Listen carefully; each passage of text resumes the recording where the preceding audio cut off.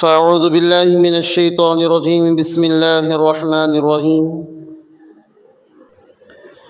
للرجال نصيب مما ترك الوالدان والأقربون وللنساء نصيب مما ترك الوالدان والأقربون مما قل منه أو كثر نصيبا مفروضا آمنت بالله صدق الله مولانا العظيم وصدق رسوله النبي الكريم ونحن على ذلك من الشاهدين والشاكرين والحمد لله رب العالمين۔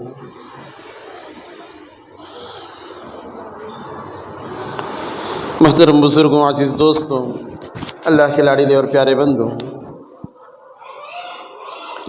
گزشتہ ہفتہ ہم نے جو تفسیر سنی اس کا کچھ مختصر خلاصہ یہ کہ اس کے اندر اللہ رب العزت نے عمومی طور پر سب کے لیے اور خصوصی طور پر یتیم بچوں کے جو ولی ہوتے ہیں ان کے لیے اللہ تعالیٰ نے حکم دیا کہ چھوٹے اور ناسمجھ نادان بچوں کو زیادہ پیسے دے کر بگاڑے نہیں، انہیں برباد نہ کریں، کہ بچپن ہی سے ایسا پیسوں کی انہیں عادت ڈال دی کہ بڑے ہو کر بڑے خرچ کرنے والے بن گئے، خوب پیسے اڑانے والے ہو گئے، تو ظاہر بات ہے ان کے باپ کا چھوڑا ہوا مال ان کے لیے باقی نہیں رہے گا۔ اور اگر خود کے بھی بچے ہوں تو انہیں ایسی عادت ڈال دینا کہ بچے بچپن ہی سے خوب پیسوں میں کھیل رہے ہوں، پیسوں کے ان کے لیے عیاشی ہو گئی ہو، کوئی روکنے ٹوکنے والا نہ ہو، تو بڑے ہو کر وہ بچے بڑے اڑاؤ بنیں گے اور باپ کا پیسہ بے دردی کے ساتھ اڑانے والے ہو جائیں گے۔ تو اللہ تعالیٰ نے اس سے منع فرمایا، اور اللہ نے فرمایا کہ انہیں آپ کھلائیں پلائیں، جتنا ضرورت ہے اتنا آپ ضرور دیں، مگر اس سے زائد خرچ کر انہیں بگاڑنے کی ضرورت نہیں ہے۔ پھر آگے اللہ تعالیٰ نے یتیموں کے سلسلے سے یہ حکم دیا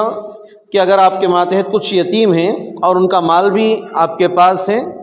تو ان یتیم بچوں کو ان کے فیوچر کے لیے تیار کریں،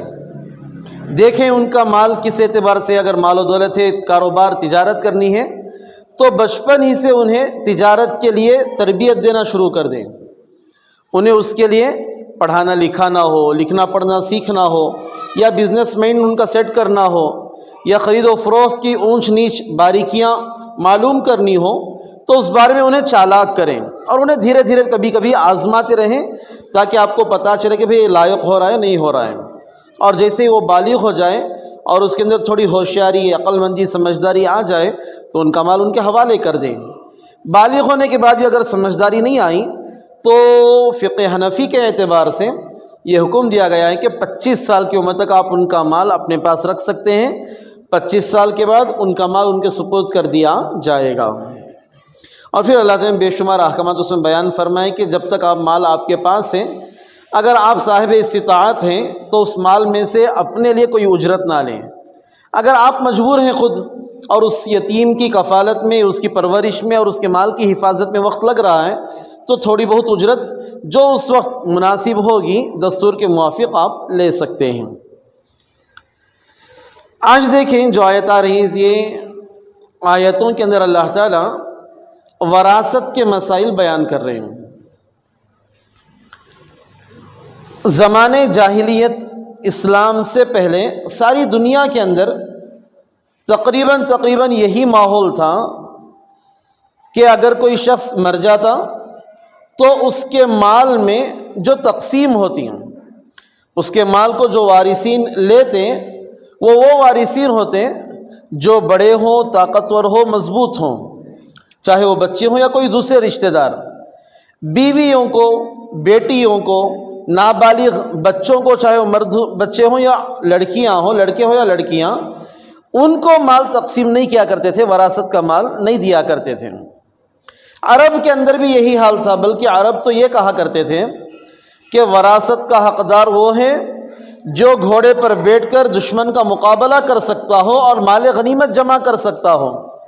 ظاہر بات ہے عورت کے اندر بھی استطاعت نہیں اور نابالغ لڑکوں کے اندر بھی استطاعت نہیں ہوا کرتی، لہٰذا وہ لوگ کوئی ان کا اگر رشتہ دار مر جاتا اس کے بعد وہ وراثت نہ اس کے بیوی کو دیتے، نہ بیٹیوں کو دیتے، نہ نابالغ چھوٹے بچوں کو دیتے، بلکہ جو بڑے بڑے ہوتے وہ آپس میں تقسیم کر لیا کرتے تھے۔ یہ جو آیت نازل ہوئی، اس آیت کے نازل ہونے کا سبب بھی ایسا ہی ایک واقعہ بنا حضرت حسان ابن ثابت رضی اللہ عنہ کے ایک بھائی ہیں، حضرت اوس ابن ثابت انصاری رضی اللہ عنہ، یہ بدری صحابی بھی ہیں اور اللہ کے نبی صلی اللہ علیہ وسلم کے ساتھ انہوں نے کچھ غزوات میں شرکت بھی فرمائی ہے۔ ان کا انتقال ہو گیا تو ان کے چچا زاد بھائی تھے سوید اور ارجفہ، یہ دو بھائی، وہ آئے اور ان کا سارا مال انہوں نے اپنے قبضے میں لے لیا۔ حالانکہ اوس ابن ثابت رضی اللہ عنہ کی ایک بیوی تھی اور 3 بچے تھے، ایک روایت میں کہتے تینوں بیٹیاں تھیں اور ایک روایت میں ہے کہ 2 بیٹیاں اور ایک نابالغ بیٹا تھا۔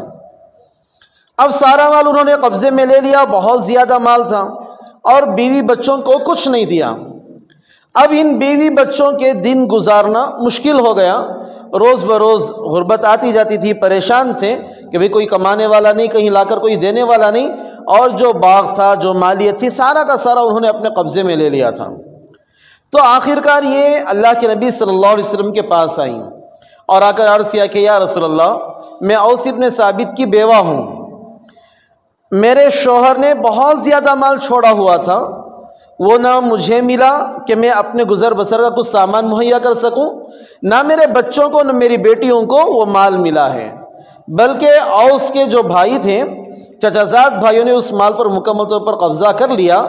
لہٰذا میرے زندگی گزارنے کے لیے کوئی سہارا نہیں ہے، جس کی وجہ سے میں پریشان حال ہوں، ان بچوں کا بھی خرچ میرے اوپر ہے، اب آپ ہی بتائیں کہ میرے لیے کیا راستہ ہو، میں کس طریقے سے اس خرچ کا انتظام کروں۔ وہ لوگ وہ مال میں سے کچھ حصہ بھی مجھے دینے کے لیے تیار بھی نہیں ہیں، بلکہ مجھے نہ دیں، کم سے کم میری بیٹیوں سے نکاح کر لیں، کم سے کم ان کا تو گزر ہو جائے، اس کے لیے بھی وہ لوگ تیار نہیں ہیں، لہٰذا آپ ہی اس کا کچھ حل دے دیں۔ اللہ کے نبی صلی اللہ علیہ وسلم نے اس وقت سکوت فرمایا اور انہیں فرمایا کہ اس بارے میں اللہ تعالیٰ جو آیتیں اتاریں گے، جو احکام نازل کریں گے، میں انشاءاللہ تمہیں بتا دوں گا۔ اس وقت تک یہ آیتیں نہیں نازل ہوئی تھیں۔ آتا ہے روایتوں کے اندر کہ اس واقعے کے بعد، ان کے سوال کرنے کے بعد، اللہ رب العزت نے یہ آیت نازل فرمائی، جس آیت کے اندر اللہ تعالیٰ نے مردوں اور عورتوں، بالغ نابالغ جو بھی ہوں، ان تمام کا اللہ تعالیٰ نے حکم جاری کر دیا کہ وراثت کس کس کو ملے گی۔ اور دیکھیں، اسلام نے عورت کو ایسا درجہ دیا کہ بہت سارے احکامات قرآن میں ہیں جس میں اللہ تعالیٰ مردوں کے لیے الفاظ استعمال کرتے ہیں اور عورتیں اس کے ماتحت آ جاتی ہیں، جیسے نماز کا ہو، حج کا ہو، روزوں کا ہو، اللہ تعالیٰ مردوں کے لیے ورز یوز کرتے ہیں، عورتیں اس کے ماتحت شامل۔ مگر یہاں پر اللہ تعالیٰ نے مردوں کے لیے الگ احکام صاف بیان کیے، ویسے ہی الفاظ اللہ تعالیٰ نے عورت کے لیے بھی بیان کیے الگ طور پر، تاکہ کسی کو یہ شبہ نہ ہو جائے کہ مردوں کے ساتھ ملا کر کچھ دے دیں، نہیں، بلکہ عورت کا الگ حق ہے، اس کی وراثت الگ ہے، مرد کے لیے الگ حق ہے، اللہ تعالیٰ نے بیان فرمایا ہے۔ دیکھیں، اللہ تعالیٰ کہتے ہیں لِلرِّجَالِ نَصِيبٌ مِّمَّا تَرَكَ الْوَالِدَانِ وَالْأَقْرَبُونَ، مردوں کے لیے حصہ ہے اس مال میں جس کو والدین یا رشتہ دار چھوڑ کر جائیں۔ والدین اگر چھوڑ کر جائیں اور ان کی اولاد ہیں تو باقاعدہ مردوں کو بھی اس میں سے حصہ ملے گا، یا رشتہ دار، قریبی رشتہ دار ہیں، وہ اگر مال چھوڑ کر چلے گئے تو اس میں سے بھی مردوں کو حصہ ملے گا۔ آگے اللہ تعالیٰ فرماتے ہیں وَلِلنِّسَاءِ نَصِيبٌ مِّمَّا تَرَكَ الْوَالِدَانِ وَالْأَقْرَبُونَ، اور عورتوں کے لیے بھی حصہ ہے اس مال میں جس کو والدین یا رشتہ دار چھوڑ کر جائیں۔ اسلام نے سب سے پہلے عورت کے حقوق محفوظ کیے ہیں، اور پھر حالت یہ خراب تھی زمانے جاہلیت کی، عورتوں کے لیے تو پہلے حقوق ہی نہیں ہوتے تھے، اگر کچھ حقوق ہوتے تو صاحب حق سے وہ چیز لینا، اپنا حق مانگ لینا عورت کے لیے بڑا مشکل ہوا کرتا تھا، مانگ لیے تو اس کی حفاظت مشکل ہوا کرتی تھی، لہذا شریعت نے ہر ایک کے الگ الگ احکامات، ہر ایک کے لیے الگ الگ حکم اور نصیحت کر کر ساری چیزوں کو محفوظ کر دیا۔ لہذا آگے اللہ تعالیٰ فرماتے ہیں مما قل منہ او کثر، وہ چھوڑا ہوا مال چاہے تھوڑا ہو یا زیادہ ہو، حصہ سب کا جتنا ہے ان کا حصہ مل کر رہے گا، بٹے گا ضرور۔ ایسا نہیں کہ بھی چلو تھوڑا ہے سو مرد بنے رکھ لیں گے، بیگوں کو کیا دینا، ایسا نہیں ہے۔ اور یہ زمانے جاہلیت کی باتیں تھیں جو ہوا کرتا تھا، مگر آج بھی گھروں کے اندر یہ چیزیں دیکھنے میں ملتی ہیں۔ بیٹی کو شادی کر کو دیا لے، اس کے شادی میں جو دے ڈالے وہ اب بھائیاں لڑنے کھڑ جاتی، تیری شادی کرے وہ طلاق ڈال کو ابا اب تجھے حصہ بھی ہونا کہ ہمارے مال میں سے، جو شادی کر دیے وہ اس کا حق جو والدین نے خرچ کر دیا اس پر خرچ کر دیا، اس پر سوال کرنے کا حق وارثین کو نہیں ہوا کرتا۔ جتنے بھی میت کے وارثین ہوں گے ان تمام میں درجہ بدرجہ شریعت نے ہر ایک رشتے بیان کیے ہیں، رشتوں کے اعتبار سے شریعت نے حصہ مقرر کیا ہے، ہر کسی کو اس کے رشتے کے اعتبار سے ان کا حصہ ضرور دیا جائے گا، چاہے وہ تھوڑا پہنچے یا زیادہ پہنچے مگر پہنچے گا ضرور۔ اب یہاں پر رک کر بہت ساری نقطے کی باتیں اللہ تعالیٰ نے اس آیت کے اندر رکھی ہیں۔ جیسے دیکھیں یہاں پر اللہ تعالیٰ نے مما ترک الوالدان والاقربون، والدین یعنی پیرنٹس، ماں ہو یا باپ ہو دونوں کے لیے والدان کا لفظ، والاقربون اور قریبی رشتہ داروں کا اللہ رب العزت نے ذکر فرمایا، کیونکہ رشتہ دار جو ہوتے ہیں وہ عام ہوتے ہیں، قریبی بھی کچھ ہوتے ہیں، کچھ دور کے، کچھ بعید رشتے، دور کے رشتے، کچھ قریبی رشتے ہوتے ہیں۔ یہاں پر جو سب سے پہلے حقدار بنتے ہیں میت کے مرنے کے بعد اس کے مال وراثت کے، وہ قریبی رشتہ دار بنتے ہیں، دور کے نہیں۔ دور کے رشتہ داروں کا نمبر بہت بعد میں اگر قریب کے نہ ہوں تو جو دور کا زیادہ قریب میں آ جائے گا اس کو دیا جائے گا، ورنہ رشتہ دار تو کیا ہوتے ہیں بہت سارے ہیں مرنے کے بعد، مگر وراثت صرف خاص لوگوں میں قریبی رشتہ داروں میں تقسیم کی جا رہی ہو تو دوسروں کے دل کے اندر بغض و عداوت پیدا ہو سکتی ہے۔ اللہ تعالیٰ نے صاف بیان فرما دی کہ نہیں، ہر ایک وارث کا اللہ تعالیٰ تذکرہ فرمائیں گے آگے، سورہ نساء کا دوسرا رکوع تقریباً اسی میں ہے کہ اللہ تعالیٰ ہر ایک وارث کے بارے میں بیان کریں گے کہ مرنے کے بعد میت کے جو رشتہ دار ہوں گے ان رشتہ داروں کو اتنا اتنا حصہ دیا جائے گا۔ اب وہ قریب کون ہوں گے، زیادہ قریب، انہیں پہلے ملے گا، جو دور ہوں گے انہیں بعد میں، اگر مل گیا تو ٹھیک، نہیں ملا تو بھی ٹھیک۔ اللہ تعالیٰ جن کا حصہ مقرر کریں گے انہی میں پہلے تقسیم ہوگی۔ اور دیکھیں الوالدان، یہاں پر اللہ تعالیٰ یہ بھی سمجھا رہے ہیں کہ ماں کا اگر چھوڑا ہوا مال ہو تو بھی اس میں لڑکے لڑکی دونوں کا حصہ ہے، باپ کا چھوڑا ہوا مال ہے تو اس میں بھی لڑکے اور لڑکی دونوں کا حصہ ہے۔ اور سب سے پہلا جو قریبی رشتہ ہوتا ہے وہ اولاد ہی کا رشتہ ہوتا ہے، بھائی بہن بھی ہیں، ماں باپ بھی ہیں، وہ بھی قریبی رشتہ دار ہیں، مگر پہلا جو نمبر آتا ہے وہ اولاد کا، کیونکہ اولاد ماتحت ہوتی ہے اور بھروسے پر ہوتی ہے والدین کے۔ اب والدین کا مال جو ہوتا ہے اکثر وہ اولاد ہی کے لیے کمایا جاتا ہے، اس میں سے بھائی بہنوں کا بھی حصہ نکالتے ہیں، والدین کا حصہ نکالتے ہیں، وہ بعد میں، مگر پہلے اولاد کا نمبر آتا ہے، اس لیے اللہ تعالیٰ نے پہلے اس رشتے کو بیان فرمایا۔ آگے دیکھیں اللہ تعالیٰ فرماتے ہیں نصیبا مفروضا، یہ ایک متعین حصہ، مفروض کہتے ہیں فرض حصے کو، یعنی جتنا اللہ رب العزت نے متعین کر دیا شرعی دلائل کے تحت، شرعی قانون کے تحت، اتنا ہی ہر ایک وارث کو دیا جائے گا، اس سے زیادہ بھی نہیں، اس سے کم بھی نہیں۔ کوئی شخص اپنا دماغ لگا کر اپنے قیاس کے ذریعے سے یہ کہے کہ ان کو کب ضرورت ہوتی نہیں ہے نا، چلو ان کا مال بھی ان کو بانٹ ڈالیں گے، کہتے ہیں اس کی اجازت نہیں ہے۔ آپ مانیں یا نہ مانیں آپ اس کے مالک ہو جاتے ہیں۔ یہ وراثت ایسا مال ہے، مثال کے اوپر میرا کوئی وارث انتقال کر گیا، اب مجھے اس کا اگر مال مل رہا ہے، میں یہ کہوں گی بھائی مجھے ضرورت نہیں، تب بھی میں اس کا مالک ہوں۔ لینے کے بعد چاہے میں اسے تقسیم کر دوں، ہدیہ کر دوں، بیچ دوں، کچھ بھی کر دوں، وہ مجھے اختیار ہے، مگر میں مانوں نہ مانوں میں اس کا مالک بن جاتا ہوں۔ لہٰذا اللہ تعالیٰ فرما رہے ہیں کہ وہ اس کا حق بن گیا مرنے کے بعد، اب تمہیں اس میں سے چھونے کا کوئی بھی حق نہیں ہے۔ ایک اللہ والے کے بارے میں آتا ہے کہ ایک مرتبہ ان کا ایک دوست تھا،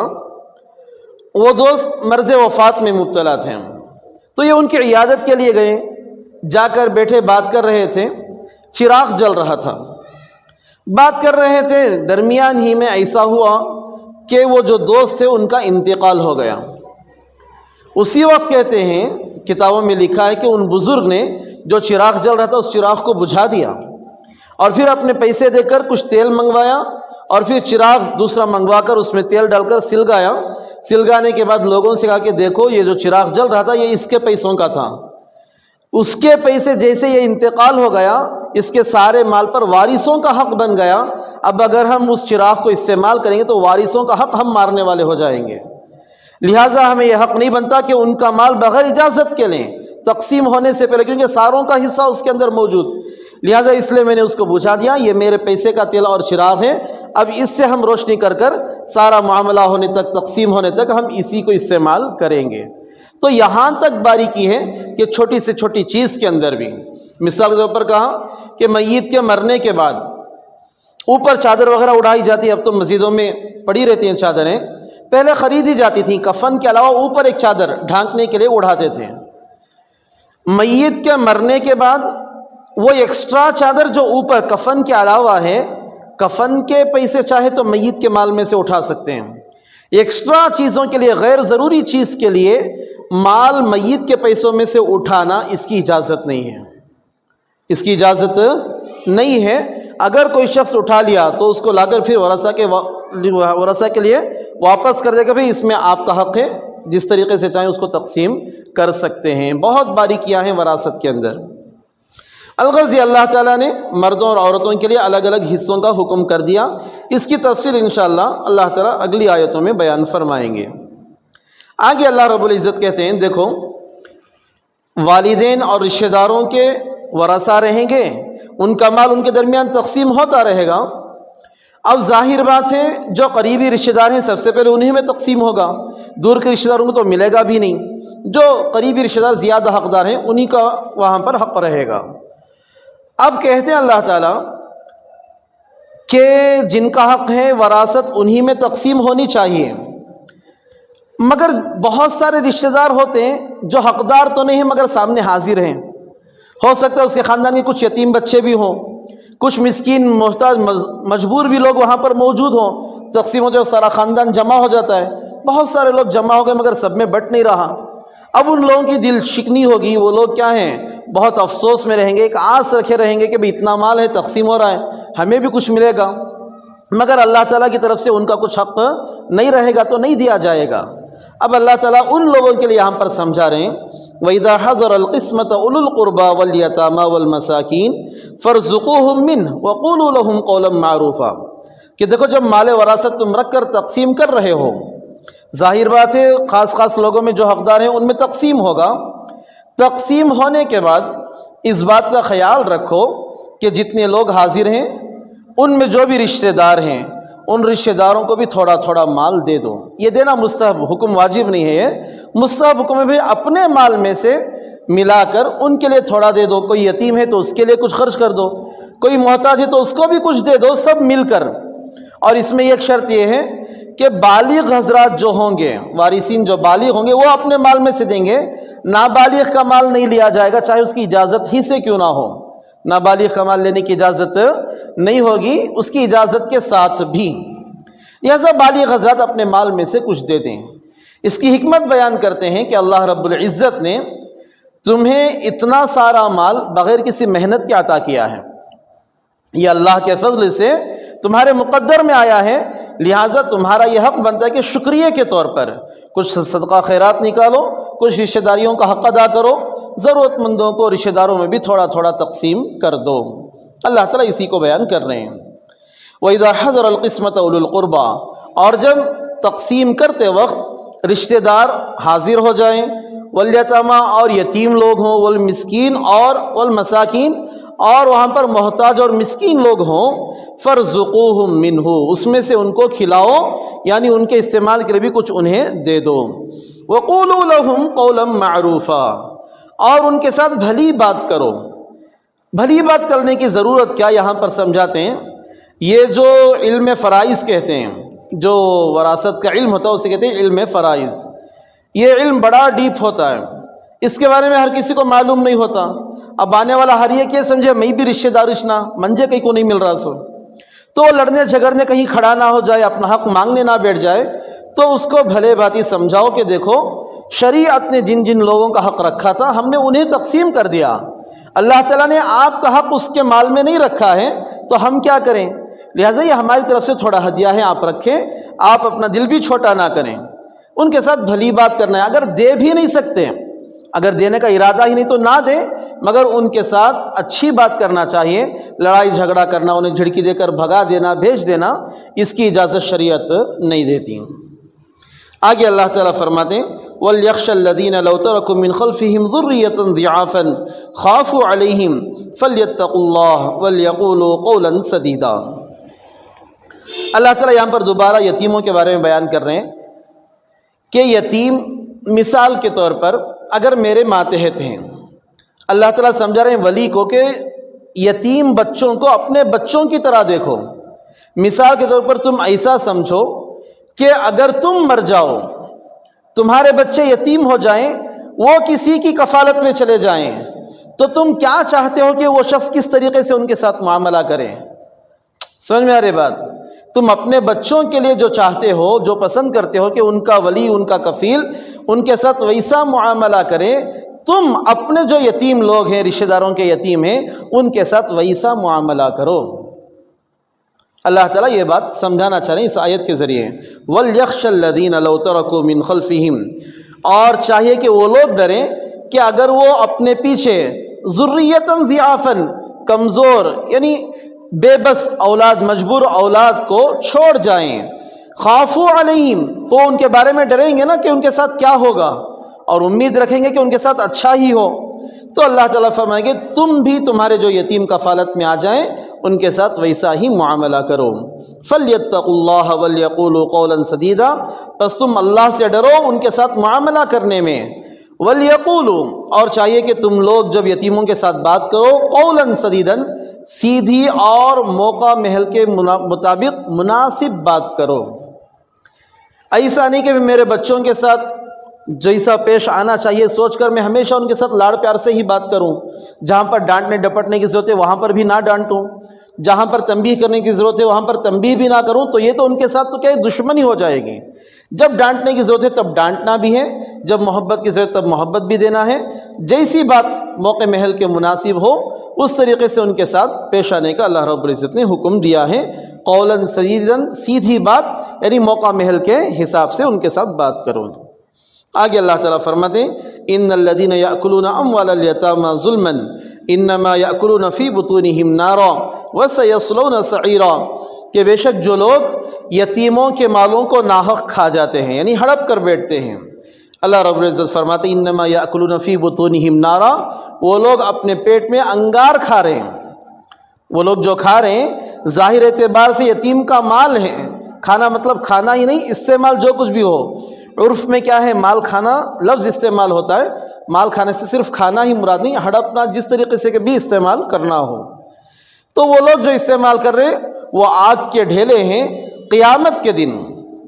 کے دن وہ مال جو انہوں نے کھایا ہے، استعمال کیا ہے، آگ بن کر ان کے سامنے حاضر ہو جائے گا۔ وَسَيَصْلَوْنَ سَعِيرًا، اور عنقریب وہ لوگ ایک دہکتی ہوئی آگ کے اندر داخل کر دیے جائیں گے۔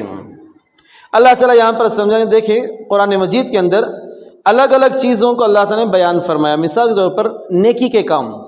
حدیث میں آتا ہے سبحان اللہ ایک درخت ہے، جو شخص سبحان اللہ پڑھتا ہے جنت میں اس کے لیے ایک درخت لگا دیا جاتا ہے، یعنی یہاں پر لفظ ہے سبحان اللہ، جنت میں اس کی شکل ایک درخت کی ہوگی۔ جو شخص زکوٰۃ ادا نہیں کرتا، قرآن مجید میں اللہ رب العزت فرماتے ہیں قیامت کے دن وہ ایک سام کی شکل لے لے گا اور اس کے آنکھوں سے منہ سے کیا انگارے نکل رہے ہوں گے۔ لہذا مال یہاں پر الگ شکل میں ہے، قیامت کے دن اللہ رب العزت اس کی شکل بدل کر پیش کریں گے۔ حدیث میں اللہ کے نبی صلی اللہ علیہ وسلم نے فرمایا جو شخص یتیموں کا مال ناحق کھا لیتا ہے، ظلماً کھا لیتا ہے، قیامت کے دن جب آئے گا اس کے منہ سے، اس کے کانوں سے، اس کی آنکھوں سے، اس کے ناک سے انگار نکل رہی ہوگی، بھڑک رہی ہوگی آگ۔ پوچھا جائے گا بھئی کیا ہے، تو کہا جائے گا اس نے یتیم کا مال کھایا تھا، وہ مال اس کے پیٹ میں ہے اور اس کی آگ باہر نکل رہی ہے، لہذا ایسی حالت پیش کی جائے گی۔ اس لیے اللہ کے نبی صلی اللہ علیہ وسلم نے بارہا فرمایا کہ میں دو کمزوروں کے بارے میں تمہیں ڈراتا ہوں کہ ان کے بارے میں ڈرتے رہنا، ان کے ساتھ کبھی ظلم مت کرنا، ناحق مت کرنا، اور ان دو کے بارے میں فرمایا کہ عورتیں اور یتامہ، عورتیں اور یتیم لوگ یہ دونوں کمزور ہوتے ہیں، مجبور ہوتے ہیں، ان کے ساتھ بہتر سے بہتر معاملہ کرنے کی کوشش کرنی چاہیے۔ آگے کی آیتوں میں اللہ تعالیٰ صاف طور پر الگ الگ رشتے بیان کر کر ان کا کیا کیا حصہ ہوگا اللہ تعالیٰ اس کی تقسیم بھی فرمائیں گے۔ آج کی آیتوں کا ترجمہ دیکھیں، اللہ تعالیٰ فرماتے ہیں لِلرِّجَالِ نَصِيبٌ مِّمَّا تَرَكَ الْوَالِدَانِ وَالْأَقْرَبُونَ، مردوں کے لیے حصہ ہے اس میں جس کو چھوڑا ہے ان کے والدین اور رشتہ داروں نے۔ وَلِلنِّسَاءِ نَصِيبٌ مِّمَّا تَرَكَ الْوَالِدَانِ وَالْأَقْرَبُونَ، اور عورتوں کے لیے بھی حصہ ہے اس مال میں جس کو والدین اور رشتہ داروں نے چھوڑا ہے۔ مِمَّا قَلَّ مِنْهُ أَوْ كَثُرَ، وہ چھوڑا ہوا مال کم ہو یا زیادہ۔ نصیباً مفروضہ، ایک متعین مقرر کیا ہوا حصہ۔ وَإِذَا حَضَرَ الْقِسْمَةَ أُولُو الْقُرْبَى وَالْيَتَامَى وَالْمَسَاكِينَ، اور جب تقسیم کرتے وقت حاضر ہو جائیں رشتہ دار دور کے، والیتامہ اور یتیم، والمساکین اور محتاج و مسکین، فارزقوہم منہ، تو اس میں سے انہیں بھی کھلاؤ۔ وقولوا لہم قولا معروفا، اور ان کے ساتھ بھلی بات کرو۔ ولیخشى الذین لو ترکوا من خلفہم ذریۃ ضعافا خافوا علیہم، اور چاہیے کہ ڈریں وہ لوگ کہ اگر وہ اپنے پیچھے بے بس اولاد کو چھوڑ کر جائیں، خافوا علیہم، تو وہ ان کے بارے میں ڈرتے رہیں گے کہ ان کے ساتھ کیسا معاملہ ہوگا۔ فلیتقوا اللہ، پس وہ لوگ بھی چاہیے کہ اللہ سے ڈریں یتیموں کے سلسلے میں۔ ولیقولوا قولا سدیدا، اور چاہیے کہ وہ سیدھی سیدھی بات کریں۔ ان الذین یأکلون اموال الیتامی ظلما انما یأکلون فی بطونہم نارا،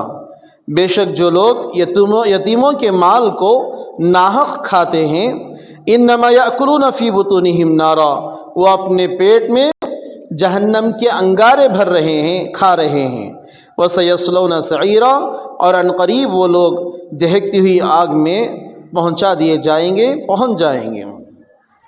ان آیتوں کے اندر بے شمار سبق ہمارے لیے۔ سب سے بڑا یہ کہ اللہ تعالیٰ وراثت کی شکل میں اگر ہمیں کچھ مال دے رہا ہے تو اسے اللہ کی نعمت سمجھنا چاہیے۔ یہ نہیں کہ ہمارا حق، ہمارے باپ دادا چھوڑو گے جسو ہمارا حق نہیں، چاہتے تمہاری موت پہلے آ جاتی، تمہیں اس میں کچھ بھی نہ ملتا، چاہتے تمہارے باپ دادا اپنی زندگی میں تقسیم کر چلے جاتے، مگر اللہ نے اس کو بچا کر رکھا، اب تمہیں مل رہا ہے اللہ کی نعمت کے طور پر، تو اس میں کسی اور کا حق مارنے کی کوشش نہیں کرنی چاہیے۔ خصوصاً بہنوں کا، چاہے وہ بڑی ہوں یا چھوٹی ہوں یا دوسرے رشتہ دار ہیں، تو تمام کا حصہ معلوم کر کہ کون کون اس میں حقدار ہیں، معلوم کر تقسیم کرنا یہ اپنے لیے ضروری سمجھیں، کیونکہ اس کے اندر انسان تھوڑا مال مار کھائے گا، ہو سکتا ہے کہ وہ مال اس کے لیے فائدہ مند ہو سکتا ہے ممکن ہے کہ اس کے لیے فائدہ مند نہ ہو، وہ مال اس کے لیے جان لیوا ثابت ہو جائے، یا مال آنے کے بعد اس کی موت ہی ہو جائے، وہ فائدہ ہی نہ اٹھا پائے، کچھ بھی حالت ہو سکتی ہے۔ تو دنیا تو آنی جانی ہے، رشتہ داروں کو باقی رکھنا اور رشتہ داری کو باقی رکھنا اور اللہ رب العزت کے احکامات کی پاسداری کرنا، اطاعت کرنا، یہ بندے کے لیے ضروری ہوتا ہے۔ اللہ تعالیٰ سے دعا کہ اللہ تعالیٰ ہم تمام کو بھی کسی باتوں کو سمجھ کر اس پر عمل کرنے کی توفیق عطا فرمائے۔ آمین وآخر دعوانا ان الحمد للہ رب العالمین۔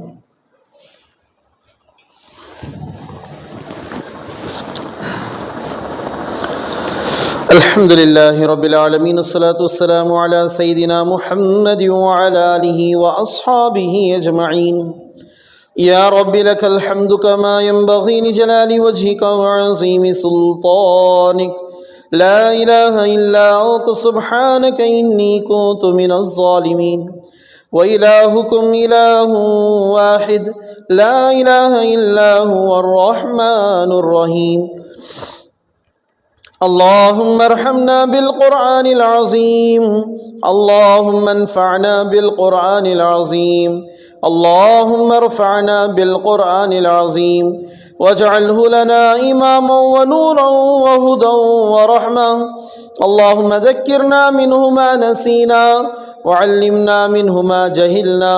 وارزقنا تلاوتہ آناء اللیل وآناء النہار، واجعلہ لنا حجة یا رب العالمین۔ وصلی اللہ تعالی علی خیر خلقہ محمد وعلی آلہ واصحابہ اجمعین، والحمد للہ رب العالمین۔